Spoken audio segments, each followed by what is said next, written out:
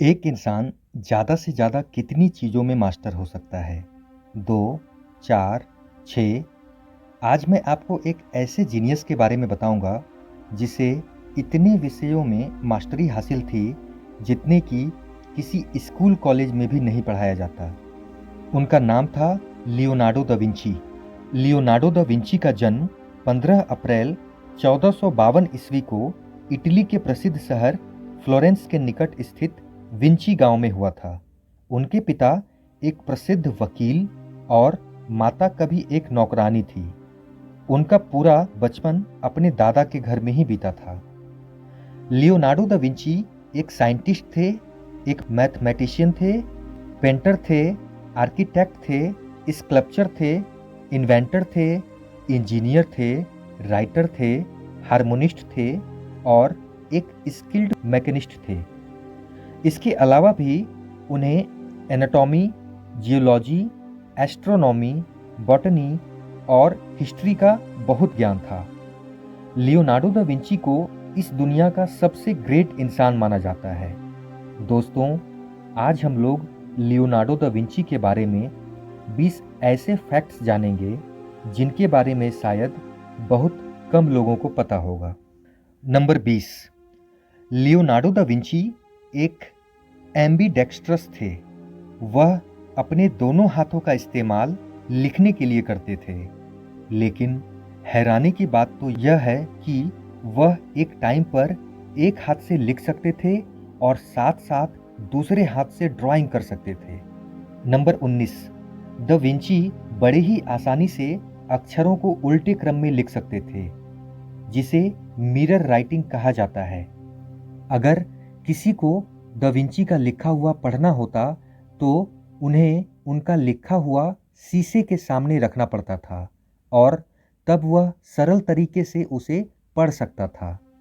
कहा जाता था कि वह इस तरह का लेख इसलिए लिखते थे ताकि वह उसे राज रख सकें। लेकिन कुछ लोग कहते हैं कि यह एक मिथ है कि वह अपने राज को छुपाने के लिए उल्टा लिखते थे, क्योंकि दा विंची का लिखा हुआ अधिकतम लेख मिरर राइटिंग में ही है। ऐसा इसलिए है क्योंकि उन्हें उल्टा लिखना बहुत ही आसान लगता था। नंबर 18। 1994 में बिल गेट्स ने लियोनार्डो दा विंची की बुक कोडेक्स हैमर को 30 मिलियन यूएस डॉलर में खरीदा था। यह लियोनार्डो दा विंची का वो साइंटिफिक राइटिंग का कलेक्शन है जिसे कभी दा विंची ने मिरर राइटिंग में लिखा था। बिल गेट्स ने इसके कुछ पेजेस को विंडोज 95 के स्क्रीन सेवर के रूप में इस्तेमाल किया था। नंबर 17।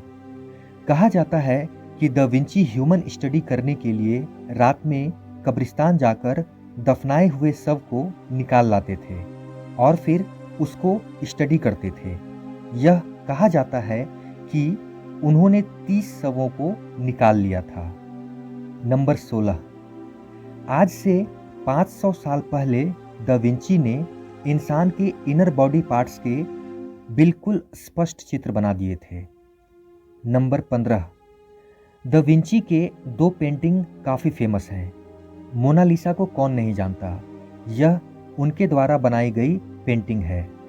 दूसरी पेंटिंग है द लास्ट सपर। इस पेंटिंग में दा विंची ने जीसस को सूली पर चढ़ाने से पहले उनको आखिरी भोजन करते हुए दिखाया है। Number 14। The last supper painting में एक छोटी सी मिस्टेक है। गौर से देखने से पता चलता है कि खाने में ईल के साथ ऑरेंज स्लाइस रखी हुई है, लेकिन जीसस को सूली देने के कई वर्षों बाद तक मिडिल ईस्ट में संतरे नहीं आए थे। यह जीसस के टाइम पर थे ही नहीं, तो उसे भला वह कैसे खा सकते हैं। दरअसल 16 सेंचुरी के बाद यानी दा विंची के टाइम में ईल के साथ ऑरेंज स्लाइस इटली में एक बहुत ही कॉमन डिश था, इसलिए दा विंची ने इसे पेंटिंग में बना दिया था। Number 13। Guinness book of world record ने लियोनार्डो की पेंटिंग मोनालिसा को विश्व की सबसे महंगी पेंटिंग के रूप में सूचीबद्ध किया है। Number 12।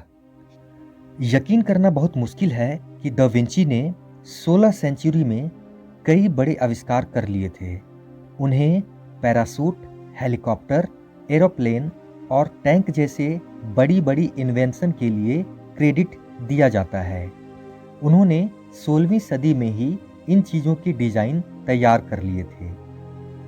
Number 11, Leonardo da Vinci को एक परफेक्शनिस्ट के तौर पर जाना जाता है, लेकिन वह अपने काम में बहुत टाल मटोल करते थे। यही वजह है कि उनकी बहुत सी पेंटिंग, राइटिंग और इन्वेंशन फिनिश्ड नहीं हो पाई। दा विंची के बाद उनके द्वारा बनाए गए कई डिजाइन के आधार पर कई इन्वेंशन किए गए हैं। नंबर 10, लियोनार्डो दा विंची और निकोला मैकियावेली, जो दा विंची के टाइम के ही एक इटालियन फिलोसोफर थे, इन दोनों ने मिलकर एक प्लान बनाया था। इटली के पीसा शहर में बहने वाली अर्नो नदी का डायरेक्शन यानी फ्लो बदलेंगे। दोनों ने काफ़ी कोशिश की लेकिन नाकामयाब रहे। नंबर 9, अर्नो वेरी नाम की ड्राइंग दा विंची की पहली ड्राइंग है। इसे उन्होंने 1473 ईस्वी में बनाया था। नंबर 8, दा विंची कभी स्कूल नहीं गए थे। उन्हें सिर्फ लिखने और पढ़ने के अलावा किसी भी प्रकार की फॉर्मल एजुकेशन नहीं मिली थी। हालांकि उनके पिता उनके आर्टिस्टिक क्वालिटी को जानते थे, इसलिए उन्होंने दा विंची को इटली के पेंटर आंद्रिया डेल वेरोचियो के पास पेंटिंग सीखने के लिए भेजा था। इसके अलावा उनके पास जितने भी विषयों का ज्ञान था वह दा विंची ने खुद हासिल किया था। नंबर 7, दा विंची आज से 500 साल पहले हुए थे, लेकिन वह अपने टाइम से काफ़ी आगे थे। उस जमाने में भी उन्होंने जानवर पर हुए अत्याचार को रोकने के लिए संघर्ष किया था। जानवरों के प्रति उनके प्रेम के कारण उन्होंने लिखा था, अगर इंसान आज़ादी चाहता है तब पशु पक्षियों को पिंजरे में क्यों रखता है। सच, इंसान क्रूरता में सबसे आगे है और दूसरों की मृत्यु पर जीता है।